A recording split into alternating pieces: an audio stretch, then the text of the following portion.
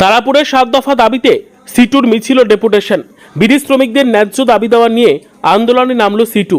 বৃহস্পতিবার 7 দফা দাবিকে সামনে রেখে ফারাক্কা ব্লক সিটুর উদ্যোগে বিক্ষোভ মিছিল ও ডেপুটেশন কর্মসূচি অনুষ্ঠিত হয় তারাপুরে।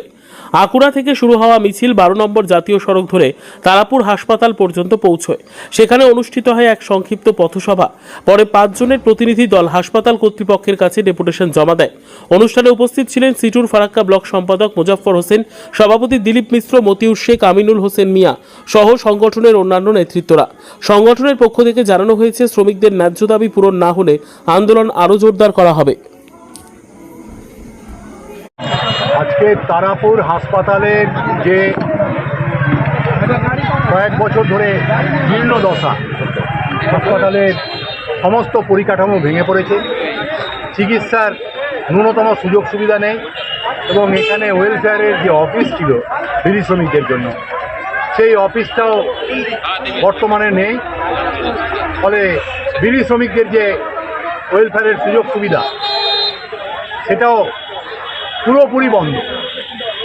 তাই বিড়ি শ্রমিকদের জন্য নির্মিত এই তারাপুর হাসপাতাল, যা তৎকালীন এমপি জঙ্গিপুরের কমরেড আবুল হাসনাত খানের নেতৃত্বে উদ্বোধন করা হয়েছিল, সেই হাসপাতালের দুর্দশা দূর করে যাতে পুনরায় হাসপাতালকে আগের মতো চেহারা দেওয়া যেতে পারে এবং আগের যে সুযোগ সুবিধাগুলো ছিল বিড়ি শ্রমিকদের বিভিন্ন রকম 22টা সুযোগ সুবিধা পেত।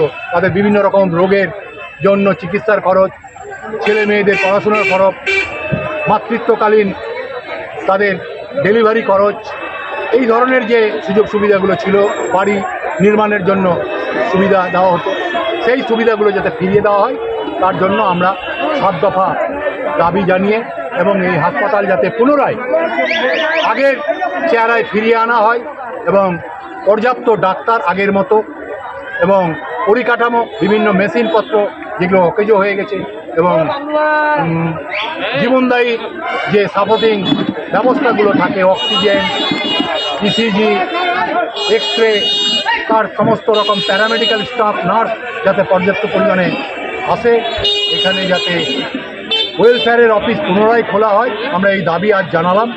আমরা CITU এর পক্ষ থেকে, বিড়ি মজদুর অ্যান্ড প্যাকার্স ইউনিয়নের পক্ষ থেকে, ফারাক্কা ব্লক কমিটির পক্ষ থেকে আজকে এই তারাপুর হাসপাতালে ডেপুটেশন কর্মসূচি নিয়েছিলাম। আমরা সময়সীমা দিলাম যে আগামী 15 দিনের মধ্যে যদি এ বিষয়ে কী সদর্থক পদক্ষেপ হাসপাতাল কর্তৃপক্ষ বা কেন্দ্রীয় সরকার নিচ্ছে এটা আমাদের যথাযথভাবে না জানায়, তাহলে আমরা আগামী দিনে আরও বৃহত্তর আন্দোলনে যাব।